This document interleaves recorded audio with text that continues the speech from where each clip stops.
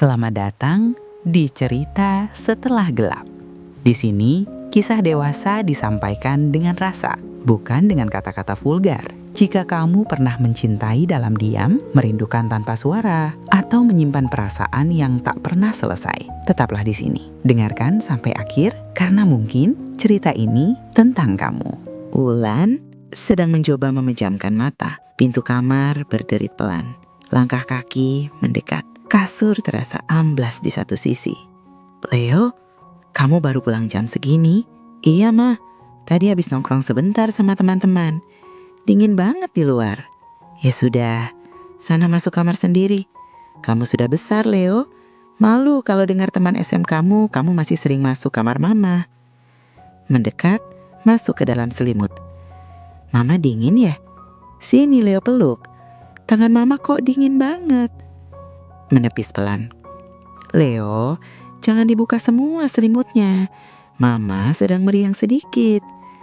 Kamu ini sudah 17 tahun, Nak. Badanmu sudah lebih besar dari Mama. Justru karena Leo sudah besar, Leo harus jagain Mama. Mama gak kangen Papa. Kata orang, Leo ini kembarannya Papa. Kalau Leo peluk gini, apa Mama gak merasa Papa lagi ada di sini? 12 tahun lalu, di bawah rintik hujan, suamiku menghembuskan napas terakhir. Di depan jasadnya, aku bersumpah, tidak akan ada lelaki lain. Bagiku, Leo adalah satu-satunya alasan untuk tetap bernapas. Aku membangun gerai bakery dari teras rumah hingga sebesar sekarang hanya untuk dia. Tapi malam ini, pelukan Leo terasa berbeda. Bukan lagi pelukan balita yang takut gelap, tapi pelukan lelaki yang ingin menguasai. Leo sedang duduk di meja makan. Biksari sedang menuangkan teh. Wulan masuk dengan pakaian rapi, siap ke toko. Leo, hari ini ulang tahunmu. Mama sudah siapkan kado di kamar. Tapi kalau kamu mau yang lain, katakan saja. Tersenyum tipis, menatap Wulan tajam. Leo nggak mau barang, Ma. Leo cuma mau izin. Leo mau pacaran sama Siska, anak tetangga depan. Tertegun sebentar, lalu tersenyum. Oh, anak Pak RT itu. Iya, Mama tahu dia cantik.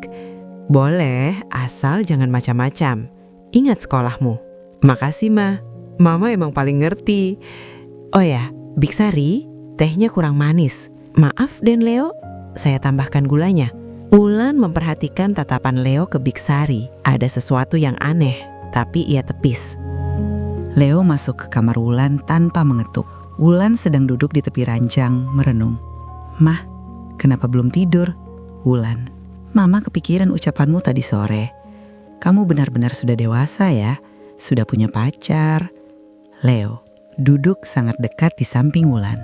Siska cuma pacar, Mah. Tapi bagi Leo, wanita paling hebat itu tetap Mama. Mama sudah mengorbankan segalanya. Malam ini Leo cuma mau dekat sama Mama. Leo mulai mengusap rambut Wulan. Wulan merasa kaku. Leo, ini gak benar. Kamu bukan anak kecil lagi. Leo, tatap mata Leo, Ma. Apa Mama lihat Papa di sini? Leo mendekatkan wajahnya. Wulan menahan napas. Leo mencium kening Wulan lama, lalu pipinya, dan berakhir dengan kecupan singkat di sudut bibir. Wulan membeku antara rasa sayang seorang ibu dan kegelisahan yang luar biasa. Wulan mendorong pelan. Sudah Leo, sana pindah. Kamu sudah punya Siska. Jangan begini sama Mama. Leo tersenyum misterius. Selamat malam Mama cantik. Wulan bangun dengan perasaan bersalah yang luar biasa. Ia turun ke bawah dan mendapati Biksari sedang membersihkan pecahan gelas. Wulan, mana Leo, Bik? Biksari, tanpa menoleh. Sudah berangkat, Bu. Dijemput Non Siska. Katanya mereka mau sarapan di luar. Oh, begitu ya. Biksari berhenti menyapu dan menoleh perlahan. Bu Wulan, saya sudah bekerja di sini 10 tahun. Saya tahu kapan Den Leo bahagia karena pacarnya, dan kapan dia bahagia karena hal lain. Wulan, wajahnya pucat. Apa maksudmu, Bik? Tadi pagi sebelum berangkat, Den Leo bilang pada saya, Bik, Mama itu wanita paling hebat di dunia. Saya nggak butuh Siska kalau ada Mama. Dan dia bilang itu sambil tersenyum aneh, Bu. Sama seperti tatapan almarhum bapak dulu kalau lagi menginginkan sesuatu. Wulan mencoba fokus pada pembukuan toko rotinya, tapi pikirannya kacau. Bayangan kecupan Leo semalam terus menghantuinya. Tiba-tiba ponselnya bergetar. Sebuah pesan masuk dari nomor yang tidak dikenal. Aku tahu apa yang terjadi semalam di kamar itu. Ternyata di balik wajah alimmu, kamu menyimpan rahasia kotor dengan anakmu sendiri. Wulan, napasnya memburuh, matanya berkaca-kaca. Siapa? Siapa yang mengirim ini? Sore, Mah. Leo datang mau jemput Mama pulang. Kita makan malam spesial ya berdua. Cuma kita berdua. Wulan melihat Leo, lalu melihat ponselnya. Lalu melihat ke arah rumah di mana Biksari sedang memperhatikan dari jauh. Wulan menyadari satu hal. Leo bukan lagi anak kecilnya yang malam. Leo adalah sosok yang mulai mengendalikan hidupnya, memanipulasi cintanya, dan mungkin Leo sudah merencanakan semua ini sejak lama.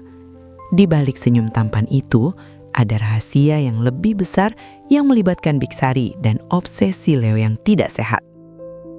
Wulan berdiri di balik meja kasir dengan tangan gemetar. Ia menatap layar ponselnya. Pesan dari nomor misterius itu terus berdatangan. Pesan voice over. Leo bukan anak kecil lagi, Wulan. Kamu menikmati setiap sentuhannya kan? Dunia harus tahu siapa kalian sebenarnya. Setelah menerima pesan ancaman tersebut, Wulan terjebak dalam paranoia yang hebat. Setiap sudut rumahnya kini terasa asing. Ia mulai mencurigai siapapun. Siska yang mungkin cemburu, orang asing yang mengintip, atau bahkan Biksari, asisten rumah tangganya yang terlalu banyak tahu. Di sisi lain, Siska menemui Wulan secara diam-diam. Siska menangis dan mengaku bahwa Leo tidak pernah benar-benar mencintainya. Siska hanya dijadikan tameng agar masyarakat tidak curiga dengan kedekatan Leo yang tidak wajar terhadap ibunya. Pintu toko terbuka. Lonceng berbunyi. Siska.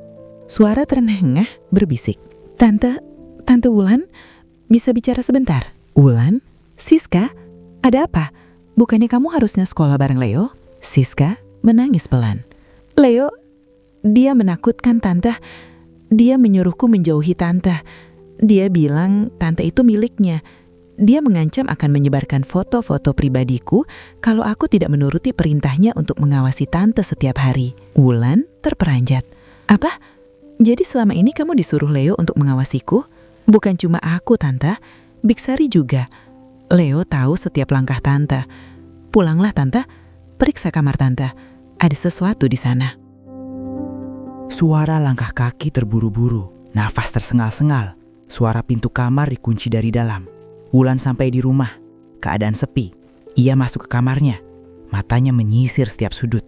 Ia mengambil kursi, naik ke atasnya, dan meraba bingkai foto suaminya. Suara benda plastik kecil terjatuh. Wulan terisak. Ya Tuhan. Leo, teganya kamu. Wulan menemukan sebuah kamera lensa kecil atau pinhole yang tertanam di mata foto almarhum suaminya. Kamera itu mengarah tepat ke arah kasur. Pintu kamar diketuk perlahan. Tok, tok, tok. Bi Wulan, kok sudah pulang? Dan Leo sedang dalam perjalanan pulang. Katanya mau kasih kejutan buat ibu. Wulan mencoba menahan tangis.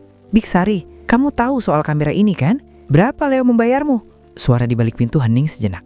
Biksari dan Leo hanya ingin memastikan ibu aman. Lagi pula ibu tidak butuh laki-laki lain.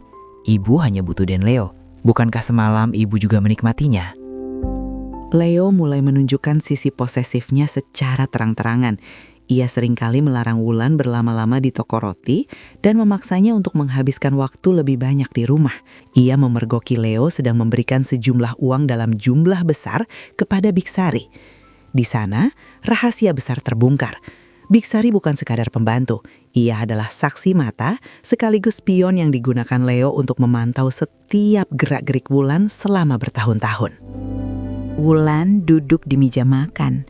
Leo duduk di hadapannya, tersenyum cerah sambil memotong steak. Kenapa nggak dimakan, Mah? Ini steak kesukaan Mama kan? Leo yang beli khusus buat rayain hubungan baru kita. Jelaskan ini, Leo.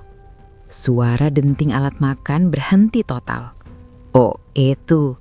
Leo cuma mau lihat Mama pas Leo nggak ada di rumah. Mama cantik banget kalau lagi tidur. Atau kalau lagi kangen Papa. Kamu sakit, Leo.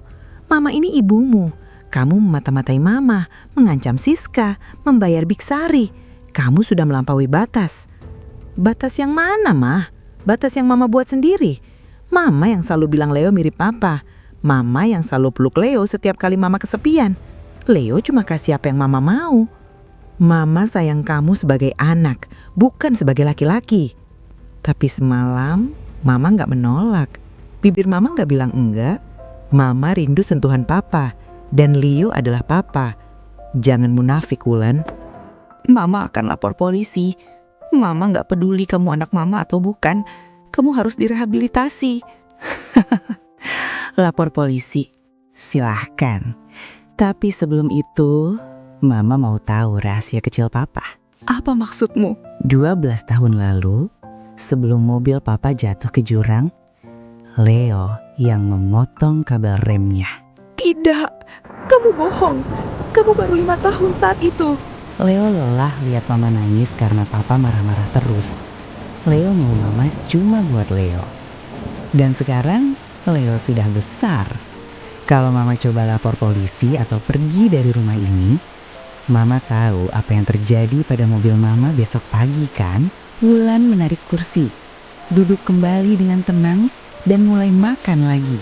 Ayo makan, Ma. Dingin loh. Habis ini kita tidur bareng lagi ya. Leo takut suara petir. Aku menatap monster yang aku lahirkan sendiri. Di luar hujan turun membasuh bumi, tapi tidak bisa menghapus noda di rumah ini.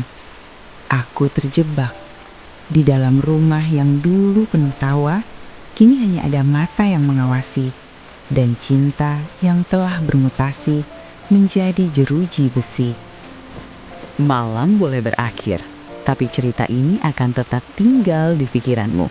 Terima kasih sudah mendengarkan sampai akhir. Jika kamu merasa cerita ini menemanimu malam ini, kamu bisa mengikuti channel ini agar tidak melewatkan cerita berikutnya. Cerita baru selalu hadir setelah gelap.